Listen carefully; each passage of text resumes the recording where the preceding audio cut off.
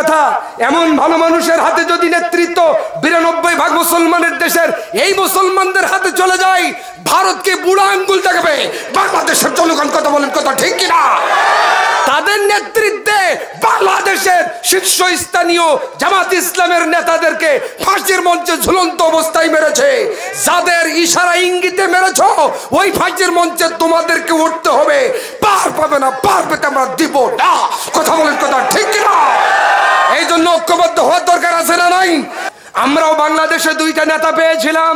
একটা হলো শিল্পমন্ত্রী আমিরে জামাত মরহুম শহীদ মতিউর রহমান নিজামী। আরো জোরে বলেন। ফখরুদ্দিন মঈনুদ্দিন আসার পরেও 1 টাকার দুর্নীতি তাদের মন্ত্রণালয়ে খুঁজে পান নাই। আল্লাহর গোলামেরা নবীর কথা বললে, নবীর জীবনী নিয়ে আলোচনা করলে অনেক মুসলমান শোনার পরে হাওমাও করে কান্দে।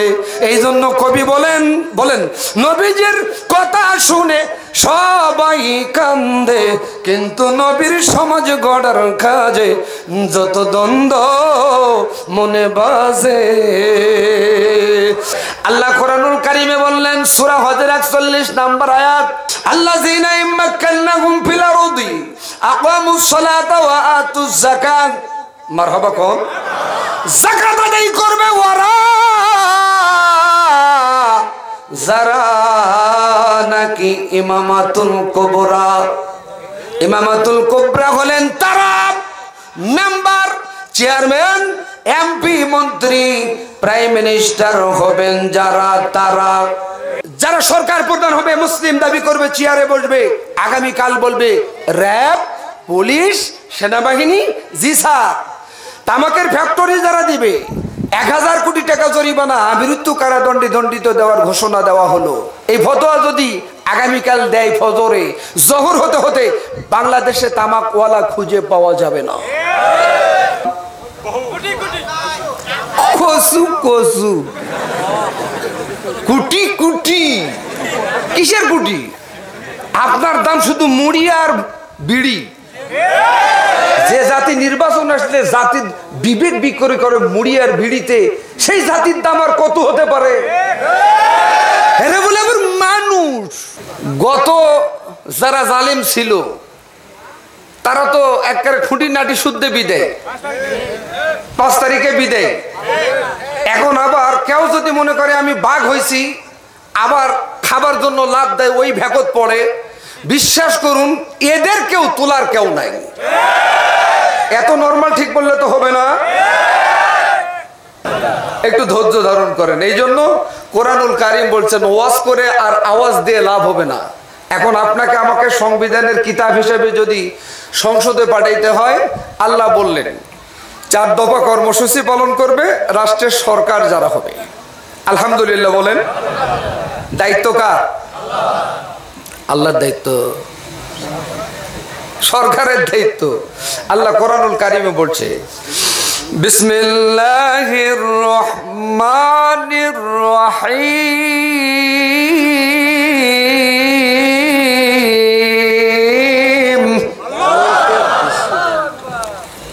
আল্লাযীনা ইম্মাক্কানাহুম ফিল আরদি আকামুস সালাতা ওয়া আতুজ যাকাতা আমারু বিল মা'রুফ,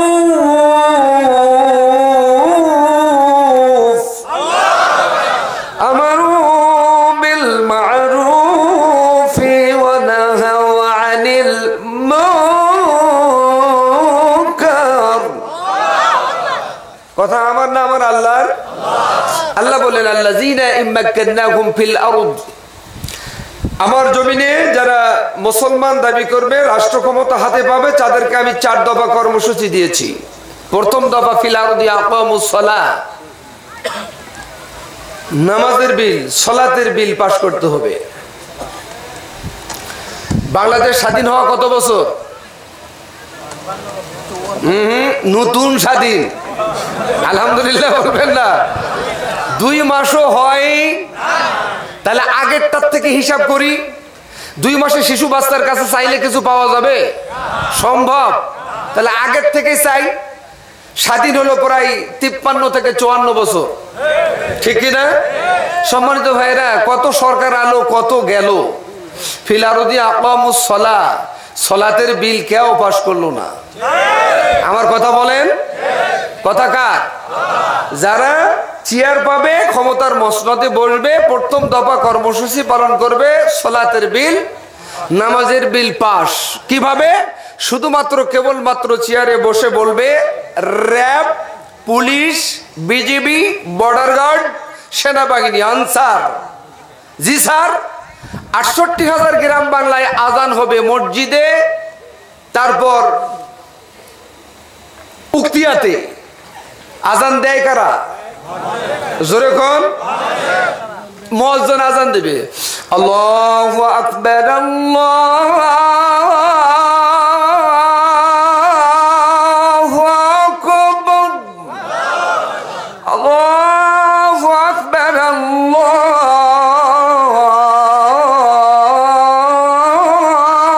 আল্লাহু আকবার, লা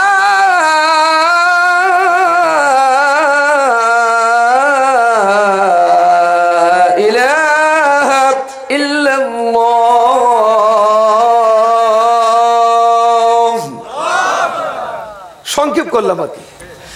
সম্মানিত ভাইরা, মুয়াজ্জিন আজান দিচ্ছেন আর সরকার প্রধান বলবেন র্যাব, পুলিশ, বিজিবি, সেনাবাহিনী, আনসার বাহিনী, জি স্যার, আজান হবে, সলাতের জন্য ডাক হচ্ছে।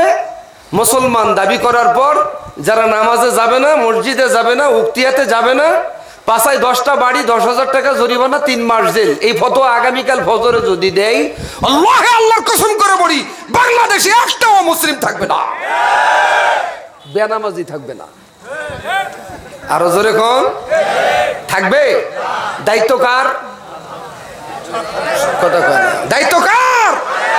তাহলে এই 54 বছর ধরে বিনা ভোটে 15 বছর গেল, এর আগেও তো ভোটই ছিল, তারাও করে নাই। আরো জোরে কোন? তাহলে দরকার ছিল না? ছিল না?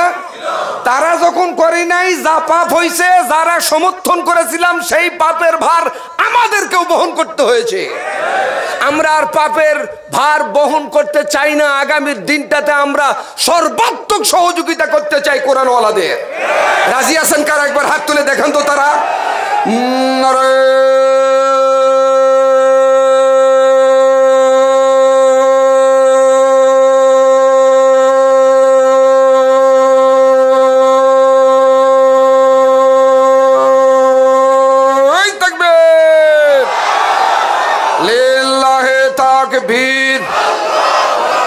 আল কোরআনের আলো, এই জালো রে জালো, লিল্লাহে তাকবীর।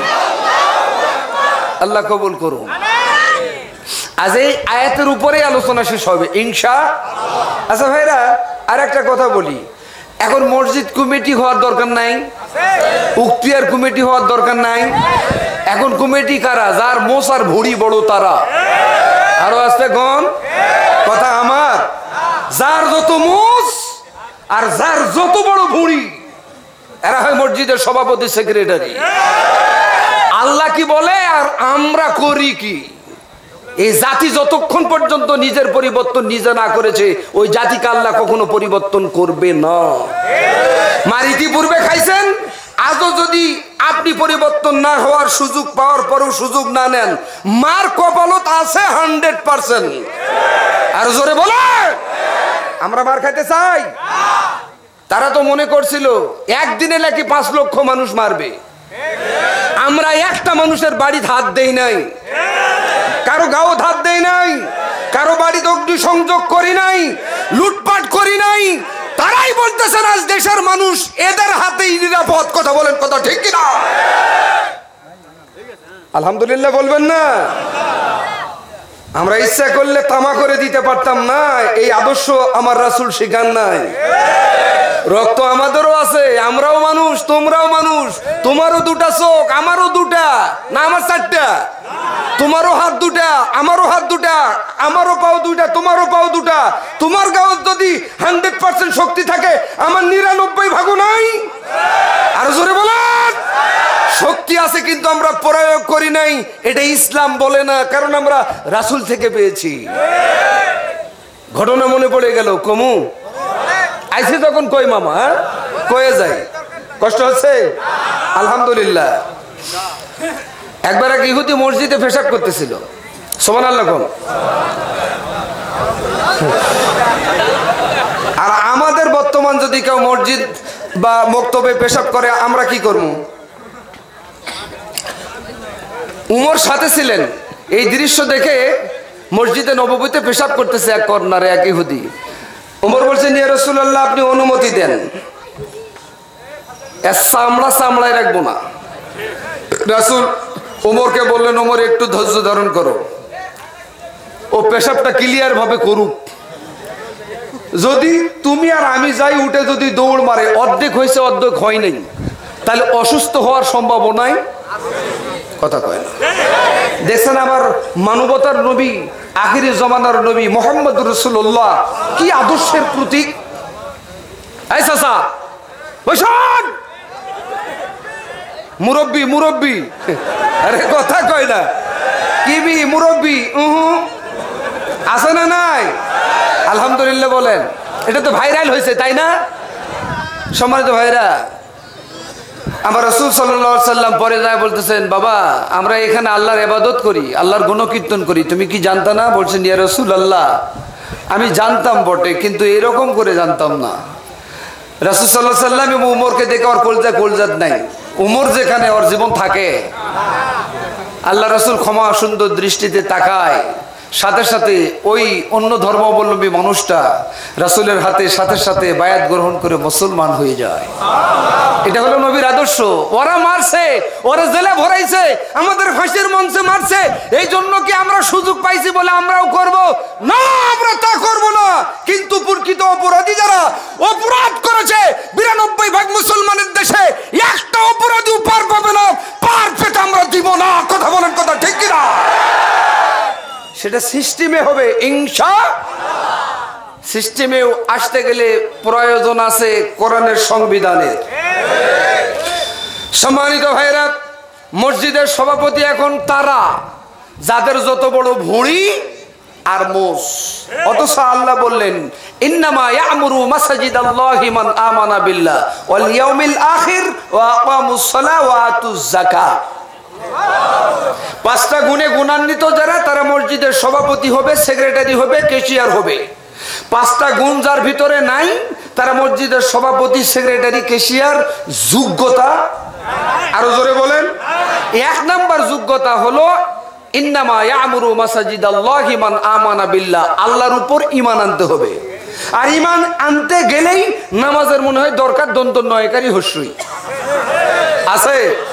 আসুন, আল্লাযীনা ইম্মাক্কান্নাহুম ফিল আরদ আকামুস সালাহ, নামাজের বিল পাস করবে কারা? ওরা। এখন বক্তৃতা দিচ্ছি আমি, বক্তা রহমতুল্লাহ আজাদি, পড়ো নামাজ পড়তে হবে। আপনি পুষালে পড়তেছেন, বাট না পুষালে পড়ছেন না। মুয়াজ্জিন বলছেন নামাজ পড়ো, পুষালে পড়ছেন না, না পুষালে পড়ছেন না। নামাজ হয়েছে এখন পোষা পুষ্টির জায়গা। এত নরমাল ঠিক বললে হবে না, আওয়াজ দিয়ে কথা বলেন। এই জন্য মুফাসসিরগণ ইমামকেও দুই ভাগে ভাগ করেছে, একটা হলো ইমামাতুল কুবরা আর একটা হলো ইমামাতুস সগরা। বলতে পারেন হুজুর কুবরা খারাপ, সগরা খারাপ। কুবরা হলেন ওই যে মেম্বার, চেয়ারম্যান, এমপি, মন্ত্রী, প্রাইম মিনিস্টার যারা, তারা। কুবরা মানে কি? বড়। সগরা মানে ছোট। ছোট কারা? মসজিদের ইমাম, মুয়াজ্জিন আর বাংলাদেশের সকল বক্তারা। 54-53 বছর ধরে ওয়াজ হলো, আওয়াজ হলো, পড়ো নামাজ পড়তে হবে, পুষালে পড়ছেন না, পুষালে পড়ছেন না। আগামীকাল শুধু কোবরারা বলবেন 5 ওয়াক্ত নামাজের আজান হবে, মসজিদে যাবে না, 5 আর 10টা বাড়ি, 10,000 টাকা জরিমানা 3 মাস। একটাও বেনামাজি থাকবে? দায়িত্ব কার? ওদের। এই জন্য আল্লাহ কোরআনে বলছেন মসজিদের সভাপতি, সেক্রেটারি হওয়ার গুণ 5টা গুণে গুণান্বিত যারা, তারা হবে, নইলে তারা যোগ্যতা রাখে না। এক নাম্বার হলো ইন্নামা ইয়ামুরু মাসাজিদাল্লাহি মান আমানা বিল্লাহ, আল্লাহর উপর ঈমান আনতে হবে। আর ঈমান আনতে গেলে নামাজের প্রয়োজন। আমাদের সমাজে কিছু লোক আছে নামাজ পড়ি আর না পড়ি ঈমান পাকা, আপনাদের এলাকার মনে এরকম বলে না। অথচ লা ঈমানা, যার নামাজ নাই তার ঈমানও, জোরে কোন, যার নামাজ নাই তার ঈমানও নাই। সম্মানিত ভাইরা আমার, তাহলে নামাজ পড়তে হবে, এই হুকুম আরো জোরে বলেন আল্লাহর গোলামেরা।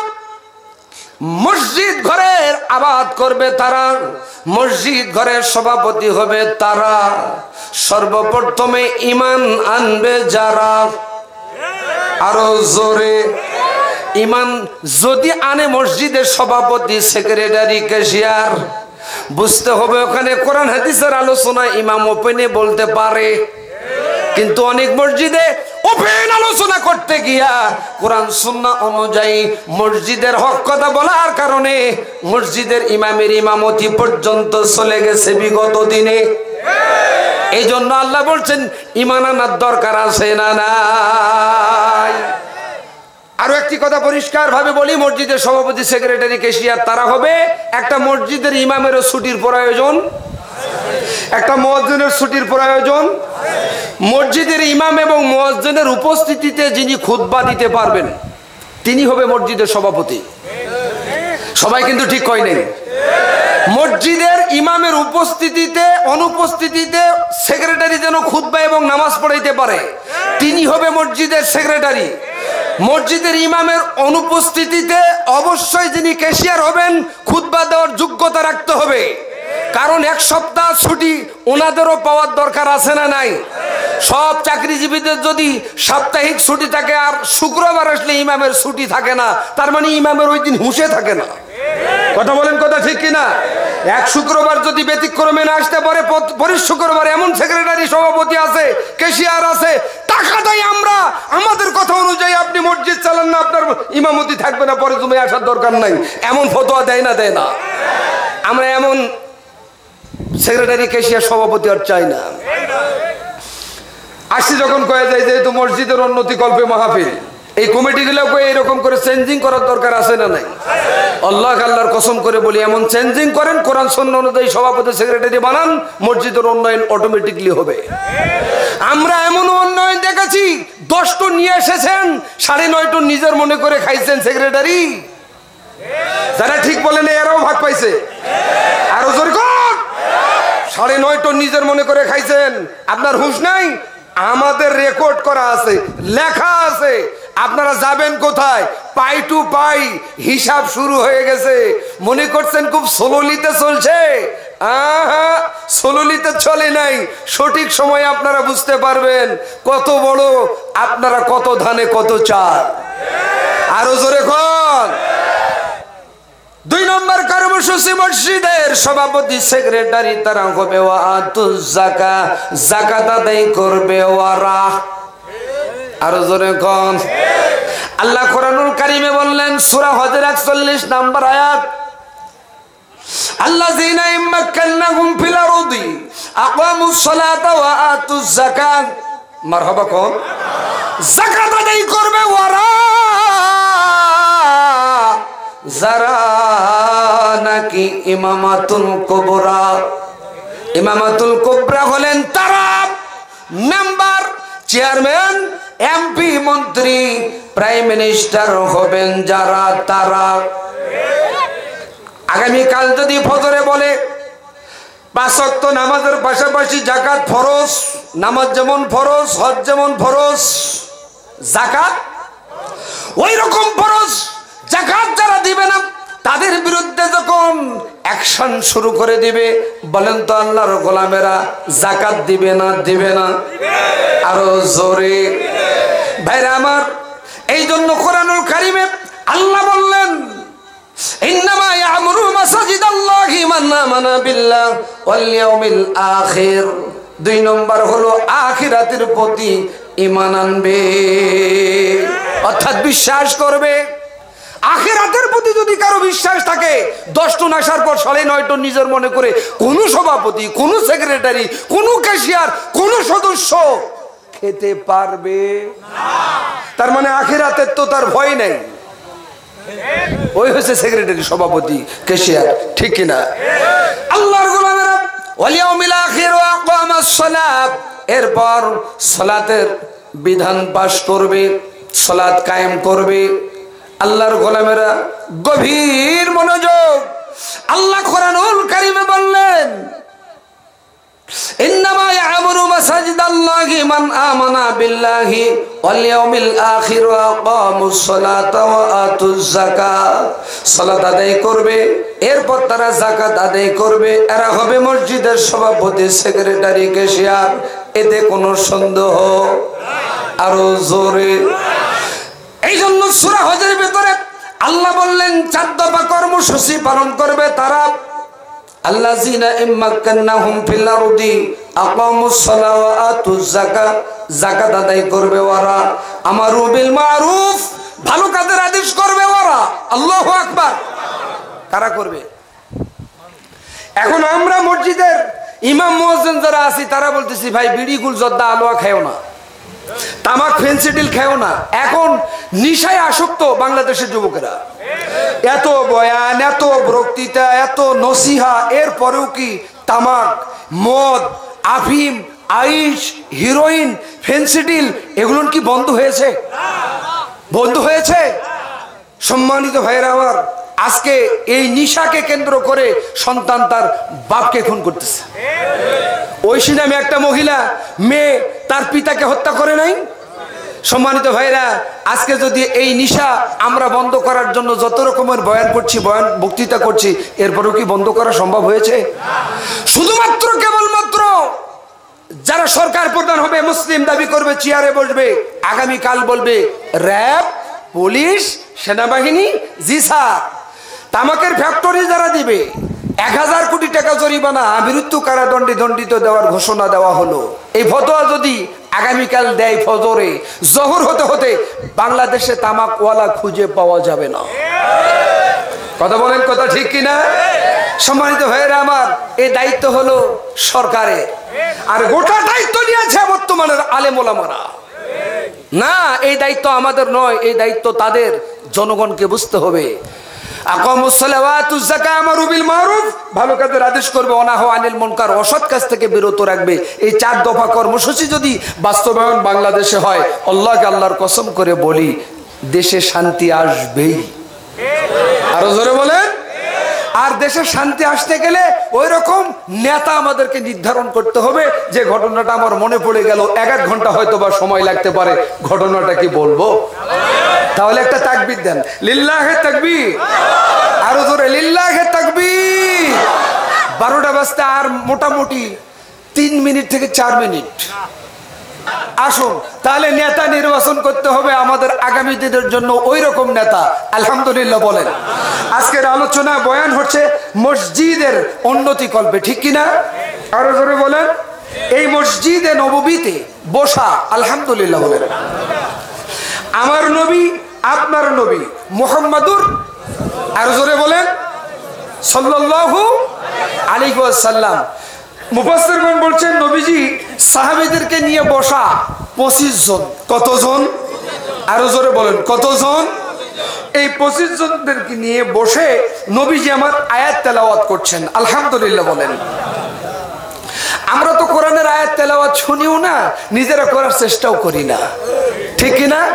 অথচ হাসরের ময়দান যখন আল্লাহ কায়েম করবেন, নবীদের মাঝে দাউদ আলাইহিস সালামকে আল্লাহ ডাক দিবেন। দাউদকে বলবেন, দাউদ তুমি জাবুর শরীফ তেলাওয়াত করো। তেলাওয়াতে কিছু ভুল ভ্রান্তি হবে, আল্লাহ বলবেন তুমি তেলাওয়াত বন্ধ করে দাও, আমি যার উপরে কোরআন নাজিল করেছি তিনি কোরআন তেলাওয়াত করবে। বলেন তো, কার উপরে কোরআন নাজিল করেছেন? মুহাম্মদুর রাসূলুল্লাহ সাল্লাল্লাহু আলাইহি ওয়াসাল্লাম। নবীজি তেলাওয়াত করবেন হাসরবাসীর সামনে, পাগল প্রায় হয়ে যাবে। সুবহানাল্লাহ বলেন। আল্লাহ বলবেন নবী তেলাওয়াত বন্ধ করুন, আমি নিজে তেলাওয়াত করব আমার ভাষা। আলহামদুলিল্লাহ বলেন। আল্লাহ যদি তেলাওয়াত করে, হাসরবাসী আরো পাগল প্রায় হয়ে যাবে। কথা বলেন, কথা ঠিক কিনা? সেই কোরআনুল কারীম তেলাওয়াত করছেন মসজিদে নববীর ভিতরে। সূরা হামিম সেজদার একখানা আয়াত, বিসমিল্লাহির রহমানির রহিম। আমার সাথে একটু তেলাওয়াত করা যাবে না? বলেন, বিসমিল্লাহির রহমানির রহিম। الرحيم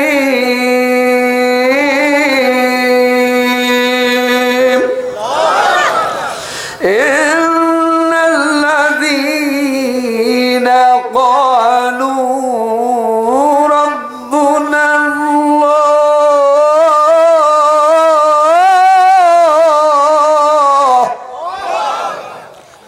ربنا الله ثم استقاموا تتنزل عليهم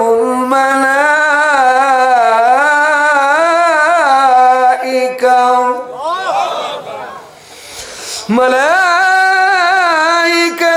ألا تخافوا ولا تحزنوا وأبشروا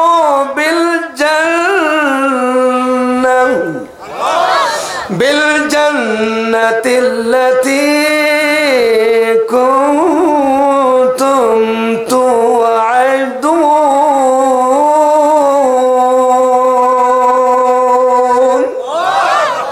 কথা কার জোরে কম আরো জোরে আল্লাহ খুশি হচ্ছে না বেজার সম্মানিত ভাইরা এই আয়াত তেলাওয়াত করছেন নবীজি চোখের পানিগুলো টস টস করে বুক বয়ে বয়ে মসজিদে নববীতে পড়ছে সাহাবারাও কান্দে নবীও কান্দে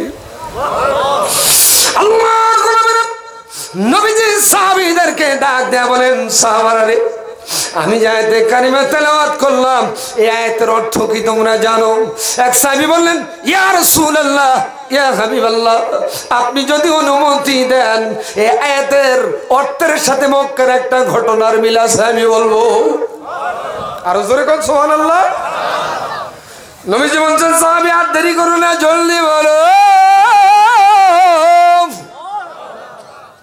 বলছেন ইয়া রাসূলুল্লাহ আমি তখন পর্যন্ত নন মুসলমান আমি তখন পর্যন্ত ঈমান আনি নাই কালেমা পড়ে মুসলমান হই নাই আমি 25 জনের সাথে একজন ইয়া রাসূলুল্লাহ ইয়া হাবিবাল্লাহ আমি তখন পর্যন্ত আবু জাহেল উতবা সাহেবা আবু সুফিয়ানের সাথে ছিলাম মারহাবা বলেন কিন্তু আপনার এক রাজপথের লড়াকু সৈনিক কোরআনওয়ালা আল্লাহওয়ালারে আবু জাহেলের নেতৃত্বে উতবা আর সাহেবা ধরলেন কাকে ধরলেন ইসলামের রাজপথের লড়াকু সৈনিক বাতিলদের আতঙ্ক তাকে ধরলেন সুবহানাল্লাহ বলবেন না বিগত জালেম সরকার আর কারো ধরে নেই যত ধরন ধরছে সবগুলোকে কোরআনওয়ালাদেরকে আর জোরে কও আসি যখন কয়া যায় হরিহরপুর দেখা হবে ভাই ইনশাআল্লাহ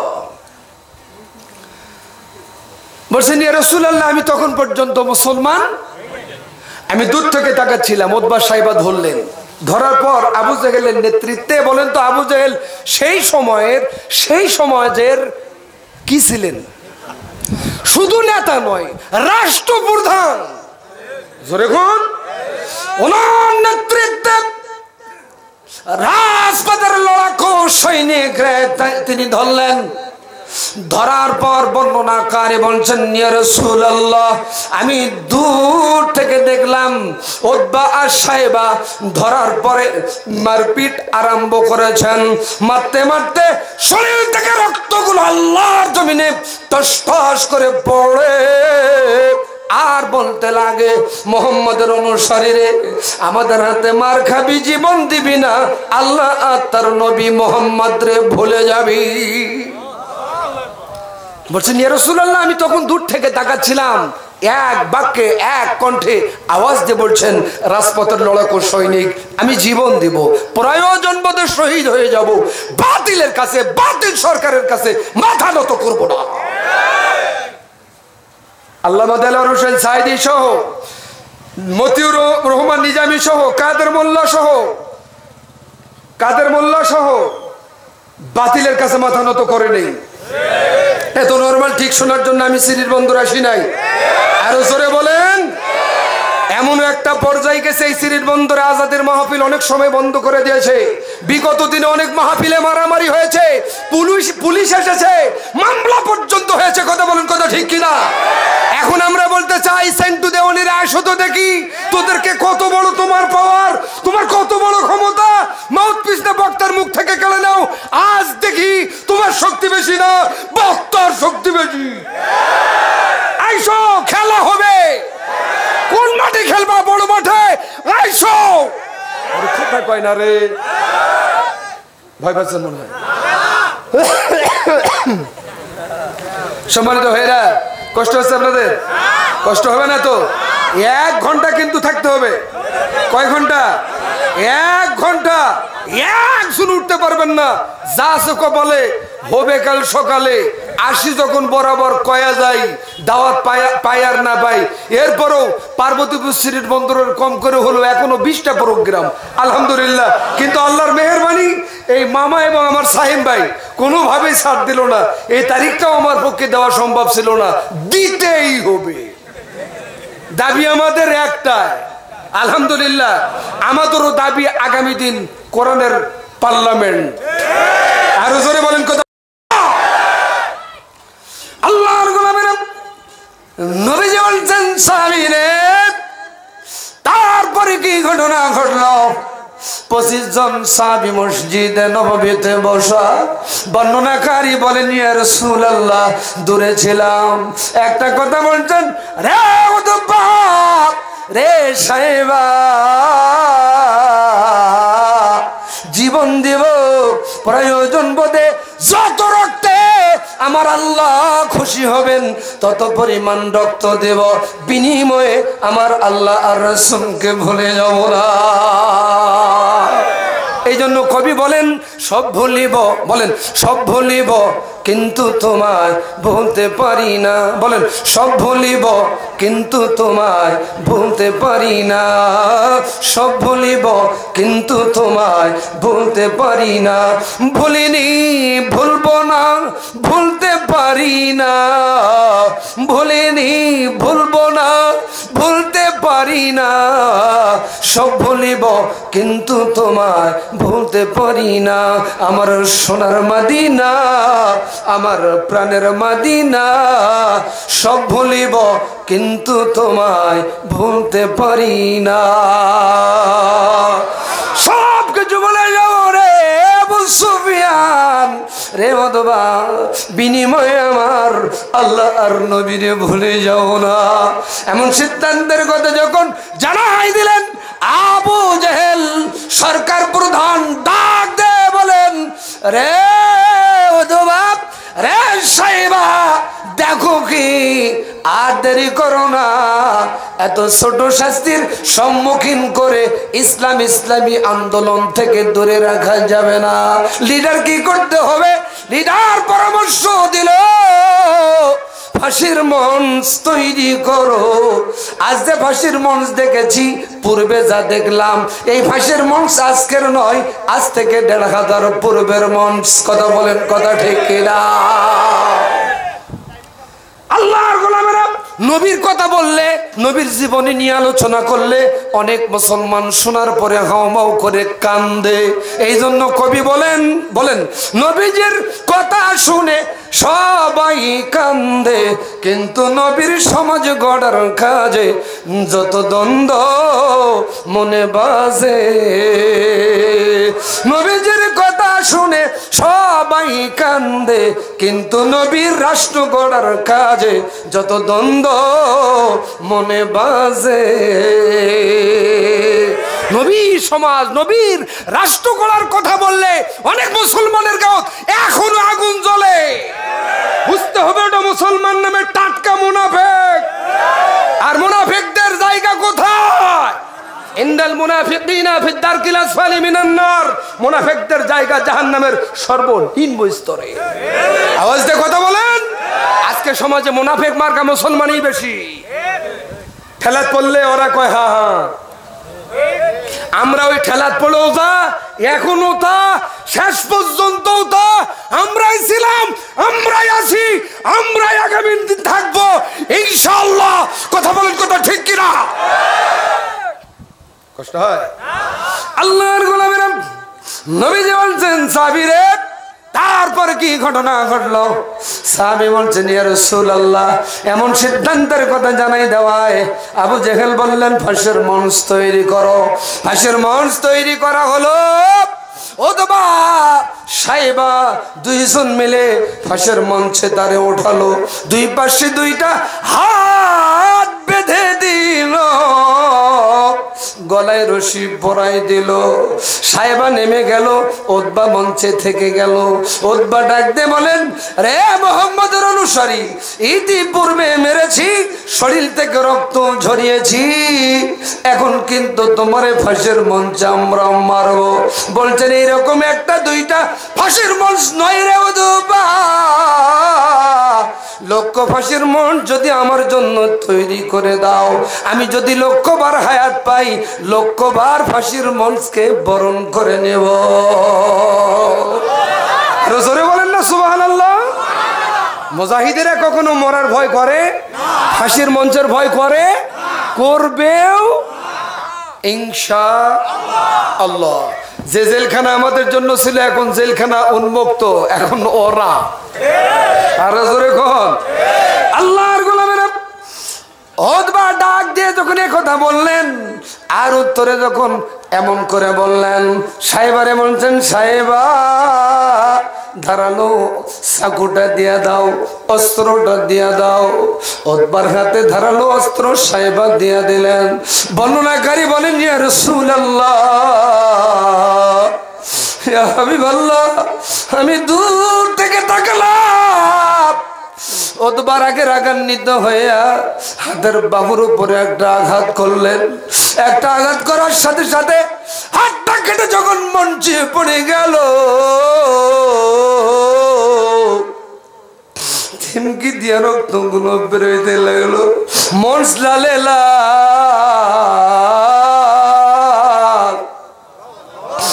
ইয়া রাসূলুল্লাহ, ইয়া হাবিবাল্লাহ, বর্ণনাকারী বলছেন, মুখের দিকে তাকাই, তখন পর্যন্ত চোখের দিকে তাকাই, ওগো নবীজি হাত কেটে মঞ্চে পড়ে গেল, মুখের দিকে চোখের দিকে তাকাইলাম, তার চোখে কোনো পানি নাই, মুখে মিষ্টি হাসি।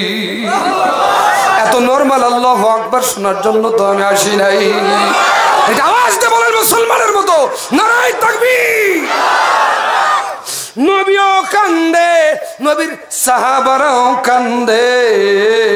নবীজি আমার সাহাবীরে ডাক দিয়ে বলেন, বর্ণনাকারীকে ডাক দিয়ে বলেন, বর্ণনাকারী এরপর কি ঘটনা তারা ঘটাইলো। এবার ওতবা মঞ্চ থেকে নেমে গেল, সাহেবা মঞ্চে উঠলো। সাহেবা ডাক দিয়ে বলেন, রে মুহাম্মদের অনুসারী, একটা হাত কেটে দিয়েছি, এখনো তোমার জীবনটা বেঁচে আছে, জানটা তোমার বেঁচে আছে, ফাঁসের মঞ্চে জীবন দিবি না, আল্লাহ আত্মার নবীরে ভুলে যাও। নবীর সাহাবী ডাক দিয়ে বলেন, একটা হাত দিয়েছি, প্রয়োজন বোধে আরো একটা হাত দিয়া দিব, ফাঁসের মঞ্চে জীবন দিয়া দেব, বিনিময়ে বাতিল সরকারের কাছে মাথা নত করব না। এমন সিদ্ধান্তের কথা যখন জানাই দিলেন, সাহেবা রাগে রাগান্বিত হইয়া ওতবারে বলছেন, ভাই আমার ধারালো অস্ত্রটা দাও।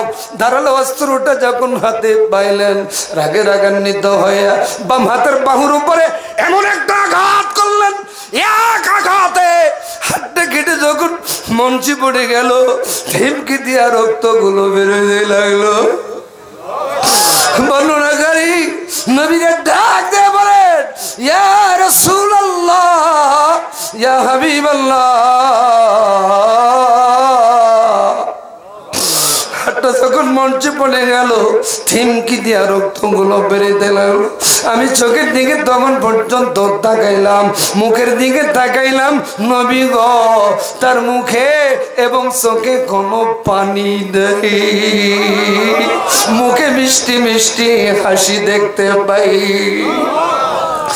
নবীও কান্দে, নবীর সাহাবারাও কান্দে। নবীজি বর্ণনাকারীকে বলছেন, তারপর কি ঘটনা ঘটলো। এবার রাষ্ট্রপতি, রাষ্ট্রনায়ক, প্রাইম মিনিস্টার নিজে মঞ্চে আসলো।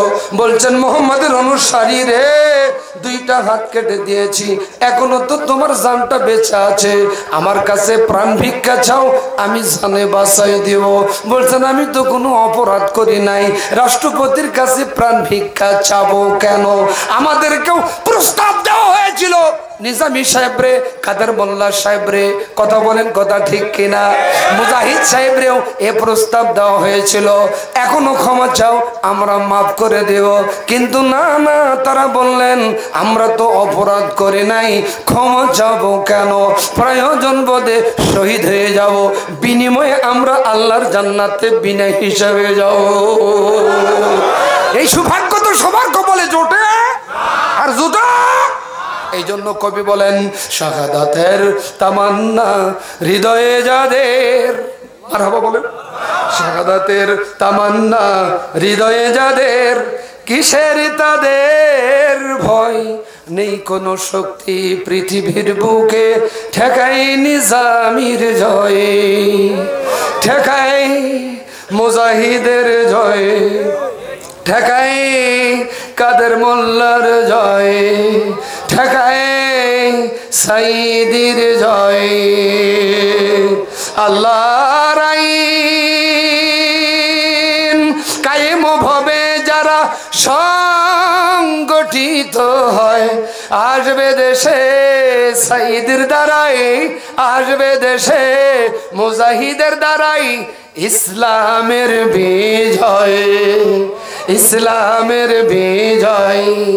ভুলে গেলি কি রে পৃথিবী, মারহাবা বলেন, ভুলে গেলি কি রে পৃথিবী সেই রক্তারক্তি, আমরাই চির আওয়ামী লীগের বিরুদ্ধে বিজয়ের শক্তি। ভুলে গেলি কি রে পৃথিবী সেই রক্তারক্তি, আমরাই চির আওয়ামী লীগের বিরুদ্ধে বিজয়ের শক্তি। শাহাদাতের তামান্না হৃদয়ে যাদের, কিসের তাদের ভয়? নেই কোনো শক্তি পৃথিবীর বুকে ঠেকায় আলেমদের জয়, ঠেকায় শহীদদের জয়, ঠেকায় আজাদির জয়। নারায়ে তাকবীর, লিল্লাহি তাকবীর। আল্লাহর গোলামেরা গভীর মনোযোগ। নবীজি সাহাবীদেরকে বলছেন, ও আমার সাহাবারা, এবার বর্ণনাকারীকে লক্ষ্য করে বলছেন তারপর কি ঘটনা তারা ঘটাইলো।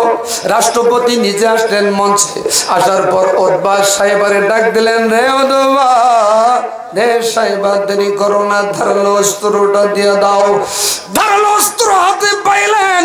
বর্ণনাকারী বলছেন, ইয়া রাসূলুল্লাহ, ইয়া হাবিবাল্লাহ,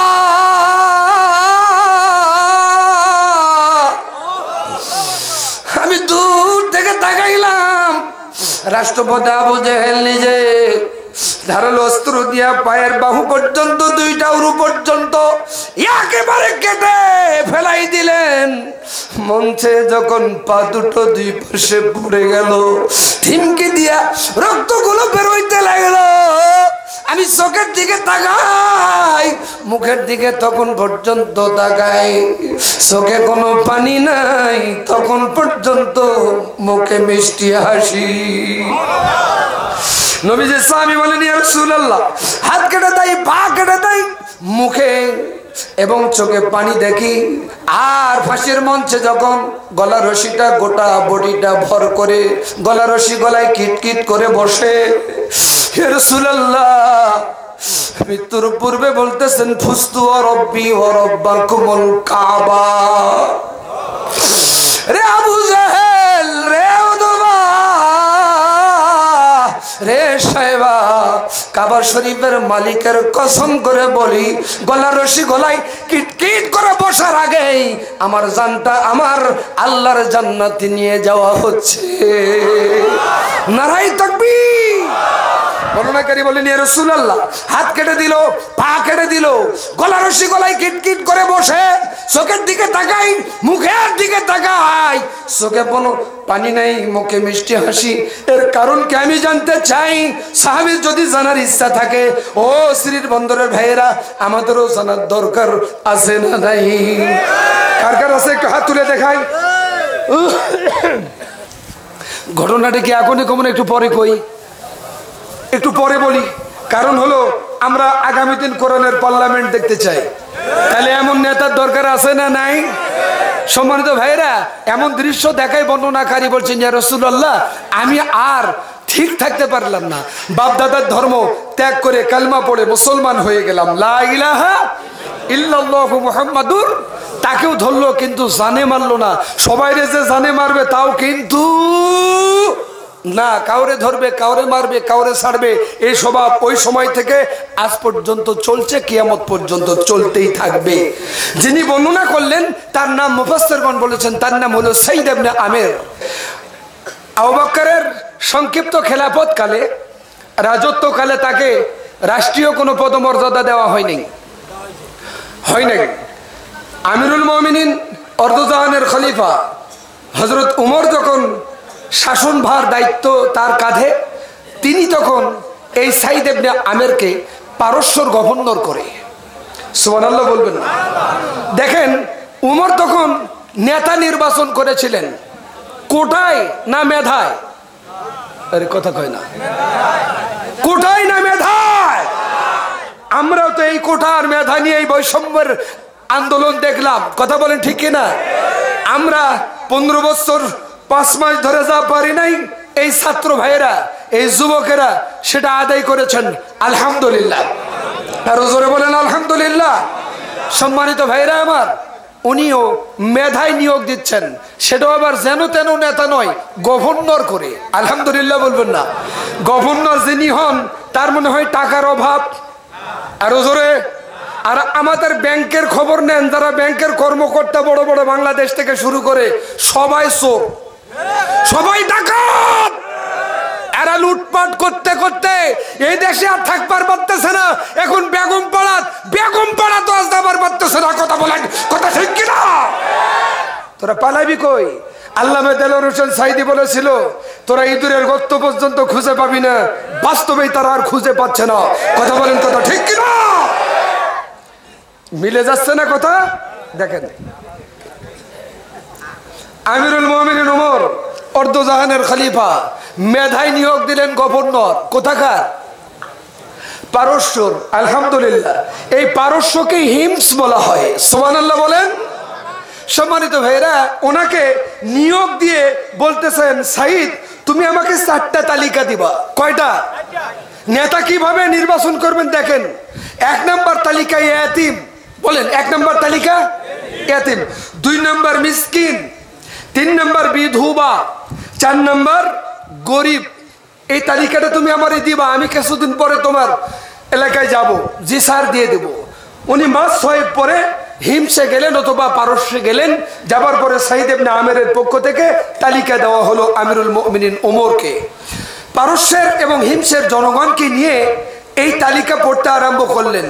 অর্ধজাহানের খলিফা নাম কি? জোরে বলেন। হযরত ওমর। পড়তে পড়তে ইয়াতিম, মিসকিন, বিধবা, গরিব, গরিবদের তালিকায় সাইদ ইবনে আমেরের নাম লেখা। সোনাল্লাহ বলবেন না? নেতার নাম লেখা। পারস্যের জনগণ, হিমসের জনগণকে লক্ষ্য করে ওমর ডাক দিয়ে বলছেন, ভাইরা আমার, এই সাইদ ইবনে আমের কেরে? জনগণ ডাক দিয়ে বলেন, লিডার, অর্ধজাহানের খলিফা, এ আর কেউ নয়, আপনি যাকে নেতা নির্বাচন করে পাঠিয়েছেন আমাদের জন্য, তিনি হলো সাইদ ইবনে আমের। ওমর বলছেন, সে কি গরিব হয়ে গেছে? পাবলিক বলছেন, গরিব হয়েছে না ধনী হয়েছে আমরা তা জানি না, কিন্তু আমাদের নেতার বিরুদ্ধে আমাদের 3টা অভিযোগ আছে। আচ্ছা বলেন তো, এক নেতার বিরুদ্ধে আরেক নেতার কাছে যখন অভিযোগ দেয়, ওটা মনে হয় ছোট নেতা? কথা কয় না, বড় নেতা। এখন বর্তমান আমরা যদি বর্তমানের নেতার বিরুদ্ধে কথা বলি, এই নেতা বলে ছোট মুখে বড় কথা, ধর। যারা ঠিক বলেন এরা মনে হয় বুঝে নাই। আওয়াজ দিয়ে আরো জোরে বলেন, ঠিক। যারা ধর কইছিল আজকে তারাই ধর। আরো হবে, সামনে আসতেছে। সম্মানিত ভাইরা আমার, সুযোগ। আলহামদুলিল্লাহ। আমিরুল মুমিনিন খলিফাতুল মুসলিমিন ডাক দিয়ে বলেন, এই সাইদ ইবনে আমের কে গো? বলছেন আপনি যাকে গভর্নর করে পাঠিয়ে দিয়েছেন তিনি হলো সাইদ ইবনে আমের। ওমর ডাক দিয়ে বলছেন, সে কি গরিব হয়েছে না ধনী হয়েছে? বলছেন গরিব না ধনী হয়েছে আমরা তা জানি না, কিন্তু আমাদের নেতা লিডারের বিরুদ্ধে আমাদের তিনটা অভিযোগ আছে। এক নম্বর অভিযোগ, আমিরুল মুমিনিন আমাদের লিডার আমাদের নেতা অফিসে আসতে দেরি করে। এখন অফিস না করলেও তো চলে, কথা কয় না। দুই নম্বর অভিযোগ, আমিরুল মুমিনিন খলিফাতুল মুসলিমিন মাসের শেষে দিনের বেলা দুপুর বেলা দেখা করতে চাওয়ার পরেও আমাদের সঙ্গে পাবলিকের সাথে দেখা পর্যন্ত আমাদের লিডার করে না। তিন নম্বর অভিযোগ, রাত্রের বেলায় জরুরি কাজ সারার জন্য যখন আমরা ডাক দেই দরজায় লক করি, রাত্রের বেলায় দরজা নড়ে কিন্তু নেতা নড়েও না, জবাবও দেয়। এমন নেতা আছে না নাই? নির্বাচিত হওয়ার পর মাশাআল্লাহ 5 বছরে জনগণের সাথে দেখা করে না, এমন নেতা আছে না নাই? সেই নেতা আবার বিনা ভোটে হয়, আরো কথা কয় না। এমন নেতা ছিল না সম্মানিত ভাইরা। আমিরুল মুমিনিন অভিযোগ পাওয়ার পর আর বিলম্ব করলেন না, লেট করলেন না, দেরি করলেন না। বাহক মাধ্যমে সাইদ ইবনে আমেরকে ডাক দিলেন, এজলাস ওমর বসলেন, বাদী বিবাদীরে কাঠগড়ায় দাঁড় করে দিলেন।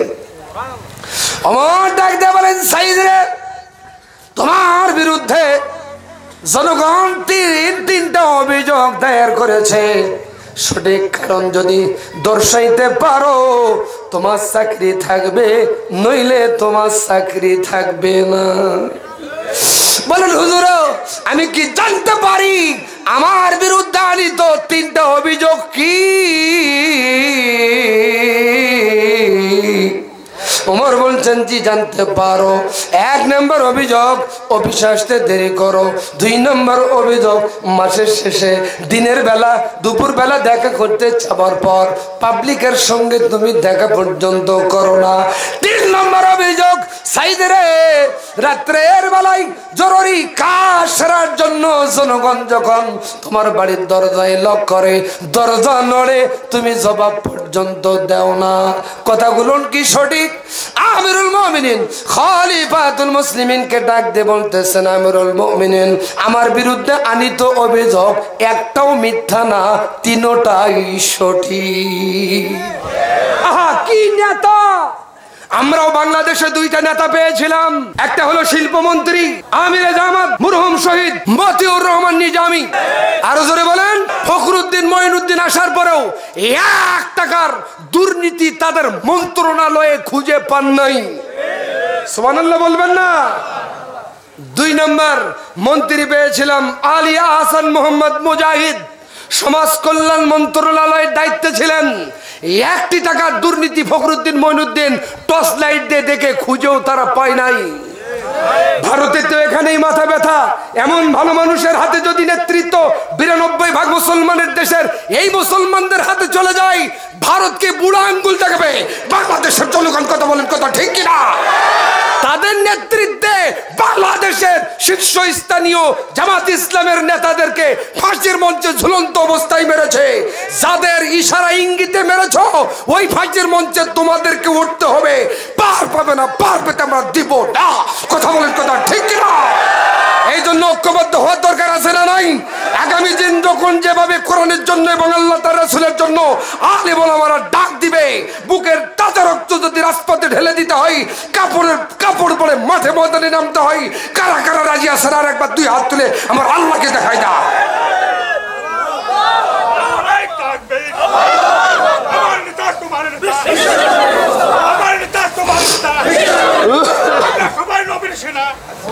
নারায়ে তাকবীর! আল্লাহ কবুল করুন, বলুন আমিন। মাইকে টান দিতে গেলে গলা খুব ধরে, ওই জন্য খুব কষ্ট হচ্ছে। আপনারাও কষ্ট পান, আমি চাই না আমিও কষ্ট পাই, আপনারাও চাবেন না। প্রতি রাত মাহফিল আলহামদুলিল্লাহ বলেন। সম্মানিত ভাইরা, আমিরুল মুমিনিন বলছেন সাইদ রে সঠিক কারণ দর্শাইতে পারলে তোমার চাকরি থাকবে, নইলে তোমার চাকরি থাকবে না। অপশন রাখছে না, রাখেন নাই। বলছেন আমিরুল মুমিনিন বলতাম না, বলতে বাধ্য হলাম। কেন অফিসে আসতে আমার দেরি হয়? যদি না বলি পাবলিক খারাপ ধারণা করবে, বাজে মন্তব্য করবে, এই জন্য বলতে বাধ্য হলাম। ওগো খলিফাতুল মুসলিমিন, আমি গভর্নর, টাকার অভাব নাই। এ টাকা তো আমার নয়, জনগণের, পাবলিকের। সুবহানাল্লাহ বলবেন না? আর এরা নিজের মনে করে আত্মসাৎ করে খাইছে। আজ এমন ভাবে গলায় লাগছে, আর ইপারেও যায় না, উপরেও আসে না। কথা বলেন, কথা ঠিক কিনা? টাকা যা নিয়ে গেছো আবার ফেরত আসতেছে, আলহামদুলিল্লাহ বলেন। আচ্ছা, এত ধন, এত সম্পদ এফ সালমান রহমান করে কি লাভটা হলো ভাই? জেলখানা যাবার লাগে নাই, সম্পদ বাজেয়াপ্ত হয় নাই, ব্যাংক অ্যাকাউন্ট জব্দ হয় নাই। এত সম্পদ করে কি হয়েছে রে বা? 15 বছর 7 মাস টিকে থাকছিল, এরপর আরে কথা কয় না, এরপর আরে শুধু দেশ ছাড়া ওরার বাংলাদেশে কোনোদিন নেতৃত্বের আসনে আসতে পারবে না। কারণ জাতি বুঝতে পেরেছে এরা চোর, এরা ডাকাত, এরা নিরাপদ নয় আমাদের জন্য। কথা বলেন, কথা ঠিক কিনা? আরো জোরে। যিনি প্রধানমন্ত্রী, তার বাড়ির যিনি পিয়ন 450 কোটি টাকার মালিক, যদি পিয়নের এত টাকা হয় প্রধানমন্ত্রীর কত টাকা? এই হিসাব দেওয়ার আগে পালিয়ে গেছো বুবু, তুমি নাকি টস করে আসবা, আমরা তো রেডি, খালি আসলেই ঢুকাবো। তারা ঠিক কয় নাই, ওরা ওই তরিকার লোক। আওয়াজ দিয়ে কথা বলেন। আমরা কোথাও রাখবো না, শুধুমাত্র কেবলমাত্র গোলাম আজমের ছেলে আজমি সাহেবকে যে আয়না ঘরে রাখছিলেন, ওখানে আমরা ঢুস করে ঢুকাই দেবো। খালি আইসেন বুবু, আইসেন। হাউসের কান্দন কান্দিস না, ঢঙ্গের কান্দন কান্দিস না, তোর কান্দনে জনগণ ভোট দিবে না, দেয়ও না। আরো জোরে। আল্লাহর গোলামেরা, আমিরুল মুমিনিন, আমি গভর্নর, টাকার অভাব নাই, কিন্তু এ টাকা আমার তো নয়, জনগণের, রাষ্ট্রের। আমি যা পাই বেতন ভাতা, তা দিয়ে আমার সংসার পরিচালনা করি। চিৎকার মেরে বলেন মারহাবা।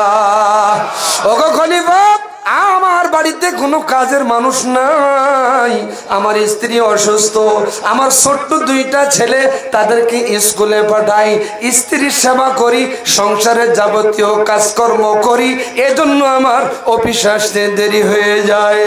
আমিরুল মুমিনিন আল্লাহর দরবারে শুকরিয়া আদায় করে বলেন, আল্লাহ, যাকে আমি নিয়োগ দিয়েছি নেতা হিসেবে, সে নেতা দুর্নীতিবাজ নেতা নয়। সুবহানাল্লাহ বলবেন না? আর আমরা যত রকমের দুর্নীতিবাজ তাদেরকে আমরা সাপোর্ট করি। আমিরুল মুমিনিন খলিফাতুল মুসলিমিন দ্বিতীয় নম্বর অভিযোগ, মাসের শেষে দিনের বেলা দুপুর বেলা দেখা করতে চেয়ে আমি দেখা করতে না পারার কারণ। ওগো খলিফাতুল মুসলিমিন, আমি গভর্নর, কিন্তু আমার গায়ের জামা জব্বা একটা, মাসের শেষে দিনের বেলা দুপুর বেলা নিজ হাতে ধৌত করে রোদ্রে শুকাইবার জন্য দিয়ে দিই। এমন সময় পাবলিক জনগণ আমার ডাকে দেয়, আমি জনগণের সঙ্গে বস্ত্রহীন অবস্থায় দেখা পর্যন্ত করতে পারি না।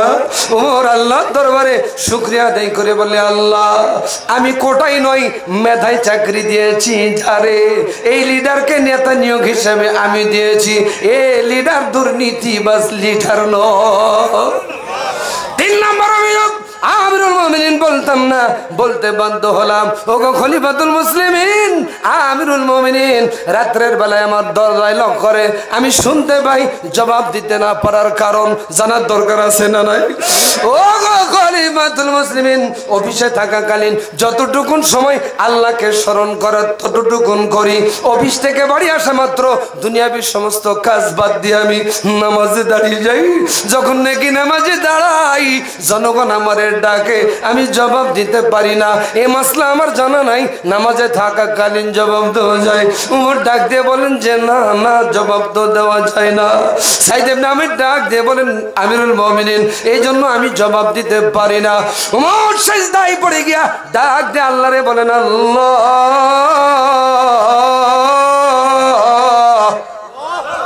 যে নেতা নিয়োগ দিয়েছি এ নেতা দুর্নীতিবাজ নেতা নয়।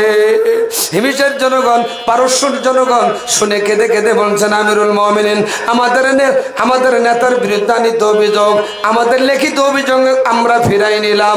আমরা চিনতে পারি নাই, বুঝতে পারি নাই এ নেতাই আমাদের দরকার। আল্লাহর গোলামেরা, সাইদ ইবনে আমের এত ভালো মানের নেতা, কথা বলেন ঠিক কিনা? এমন নেতা আগামী দিন তৈরি করতে গেলে পার্লামেন্টে এমন নেতাদেরকে পাঠার দরকার আছে না নাই? আরো জোরে বলেন, আছে না নাই? এই সাইদ ইবনে আমের বলেন, ইয়া রাসূলুল্লাহ, হাত কেটে দিল, পা কেটে দিল, গলা রশি গলায় কিটকিট করে বসলো। এর কারণ কি? চোখে পানি নেই, মুখে মিষ্টি হাসি। এর কারণ জানতে চাই। আপনারা কিন্তু জানবার চাইছেন ভাই, ঘটনাটা আর 10 মিনিট পরে বলবার চাই। কমু কষ্ট হচ্ছে আপনাদের? আচ্ছা ভাইরা, আজকের মসজিদ না, কৃষ্ণচন্দ্রপুর ফকিরপাড়া মসজিদের উন্নতি করবে। আচ্ছা বলেন তো, মসজিদ কার ঘর? আরো জোরে কোন? আচ্ছা, প্রথম মসজিদের নাম কি? না, আল্লাহ রাসূল যখন প্রথম একটা মসজিদ করবেন, সেই মসজিদটার নাম কি? মসজিদে কুবরা, কুবা, কুবা। আলহামদুলিল্লাহ বলেন। এই চাচা, এই চাচা, বসান। মসজিদটার নাম কি? কুবা। আল্লাহ রাসূল সাল্লাল্লাহু আলাইহি ওয়াসাল্লাম একটা জায়গা দেখতে পেয়ে, এই জায়গাটা খুব তার পছন্দ, আল্লাহ রাসূল মসজিদ তৈরি করবেন। কার ঘর? আল্লাহর ঘর তৈরি করবেন। আলহামদুলিল্লাহ। কিন্তু এই জায়গাটা এক ইহুদির। এই জায়গাটা কার? এক ইহুদির। ইহুদির কাছে প্রস্তাব দিলেন যে আমি একটা আল্লাহর ঘর তৈরি করতে চাই, জায়গাটা কি তুমি দিবা? এমনি চাইছিল না টাকা দিয়ে? কিন্তু আল্লাহ রাসূলকে দিতে তিনি চান নাই। আল্লাহ রাসূল বাড়ি আসলেন। বাড়ি এসে মনটা খুব খারাপ, মনটা কেমন কেমন লাগছে, ভালো লাগছে না। একটা জায়গা চালাম, দিল না। উমর আসছে। উমর এসে দেখেন রসুলের মন খারাপ। বলছেন, ইয়া রাসূলুল্লাহ, মন খারাপ। ঘটনাটা খুলে বলছে। উমর বলছেন, ইয়া রাসূলুল্লাহ, আপনি যদি আমাকে অনুমতি দেন আমি একটু যা চেষ্টা করতে পারি। সুবহানাল্লাহ বলবেন। উমরও গেলেন। যাবার পর উমরকে ওই একই কথা বললেন যে না, আমি জায়গা দেব না। এরপর আলী আসলেন। আলী এসে দেখেন রসুলের মন খারাপ। আলী বলছেন, ইয়া রাসূলুল্লাহ, আপনার মন খারাপ। ঘটনাটা খুলে বললেন। আলী বলছেন, ইয়া রাসূলুল্লাহ, আপনি যদি অনুমতি দেন আমি একটু যা চেষ্টা করে দেখতে পারি। আলীও গেলেন। আলীকে ওই একই কথা বললেন। কিন্তু ওসমান একটা ব্যবসার কাজে কোনো এক জায়গায় গেছিলেন। ওখান থেকে এসে নবীজি সাল্লাল্লাহু আলাইহি সাল্লামের কাছে এসেছেন। আলহামদুলিল্লাহ। এসে দেখেন নবীর মন খারাপ। ইয়া রাসূলুল্লাহ, মনটা খারাপ কেন? নবীজি পূর্বের কথাটা খুলে বললেন। ওসমান বলেন, অনুমতি যদি দেন আমি একটু যা চেষ্টা করতে পারি। হ্যাঁ, যেতে পারো। ওসমান চলে গেলেন। যাবার পর ওসমান বলছেন, না, আমি জায়গা দিব না। ওসমান বলছেন, যত টাকার বিনিময়ে হয়, যার বিনিময়ে হয়, এই জায়গায় আমার দরকার, কারণ আমার নবী এই জায়গায় পছন্দ করেছে। আর আছে কোন? ইহুদি বলতেছেন, তাই দিবা? বলছেন, ওসমান বলছেন, জি তাই দিব। বলছেন, তোমার সমস্ত সম্পদ আমার নামে লিখে দিতে হবে। ওসমান বলছে, আমি রাজি। সুবহানাল্লাহ বলবেন না? কে বললেন? ওসমান বলছেন, আমি রাজি। আমিরুল মুমিনিন ঘুরে আসলেন। আলী ঘুরে আসলেন। ওসমান এ প্রস্তাব দেওয়ায় ইহুদি বলতেছেন, আমি তোমাকে জমি দিব, কিন্তু সম্পদ সমস্ত লিখে দিতে হবে আমার নামে। ওসমান তাই স্বীকার করলেন। ওসমান নবীজির কাছে এসেছেন। হাসি হাসি মন নিয়ে বলছেন, ইয়া রাসূলুল্লাহ, সে জায়গা দিতে সম্মতি জ্ঞাপন করছে। সুবহানাল্লাহ বলবেন। বলছেন, কিসের বিনিময়ে? বলছেন, সমস্ত আমার সম্পদের বিনিময়ে।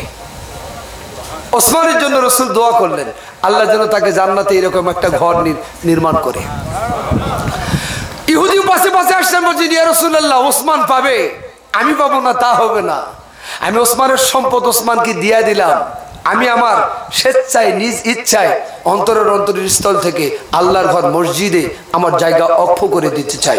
অর্থাৎ মসজিদে যারা জায়গা অক্ষ করে, জমি অক্ষ করে, আল্লাহ জান্নাত তার জন্য অক্ষ করে। সুবহানাল্লাহ বলবেন না? যারা দান খয়রাত করে তাদের মনে হয় কোনো সওয়াব নাই। আছে। তা আমি আপনাদের ঘটনাটা বলার পূর্বে, ওসমান যদি তার সমস্ত সম্পদ দেওয়ার জন্য আল্লাহর ঘর নির্মাণের জন্য দিতে পারে, সেই সম্পদ আবার ইহুদি ঘুরে দিয়ে সমস্ত কিছু ঘুরে দিয়ে যদি আবার আল্লাহর ঘর বানার জন্য তিনি তার সম্পদ দান করতে পারে, আমরা তো মুসলিম, আমরা কেন সিদ্ধান্ত নিতে পারি না? একটা মুক্তব আমরা উক্তিয়া দেখলাম, এখনো ঘিরাঘারি কমপ্লিট হয় নাই। সম্মানিত ভাইরা, নবীর সাহাবী সাইদ ইবনে আমির বলেন, ইয়া রাসূলুল্লাহ, ইয়া হাবিবাল্লাহ, হাত কেটে দিল, পা কেটে দিল, সমস্ত শরীরের রক্তগুলো মঞ্চে টস টস করে পড়তে লাগলো। নবীজি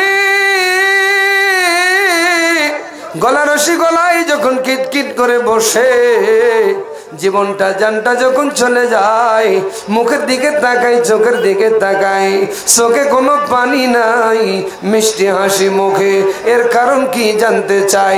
নবীজি আমার আয়াতে কারিমা তেলাওয়াত করে সাহাবীদের উদ্দেশ্যে বলেন, ইন্নাল লাযীনা ক্বালু রাব্বুনাল্লাহু সুম্মা ইসতাকামু তাতানাজ্জালু আলাইহিমুল মালাইকাতু আল্লা তাখাফু ওয়া লা তাহজানু ওয়া আবশিরু বিল জান্নাতিল্লাতী কুনতুম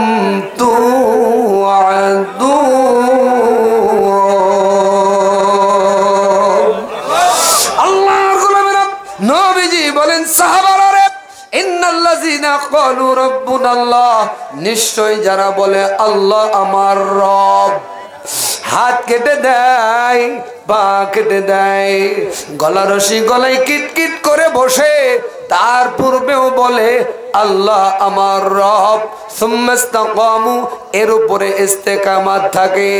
আমার আল্লাহ এই দৃশ্য দেখার পর আর বসে থাকতে পারেন না। আমার আল্লাহ ডাক দিলেন, অল মালাইকা।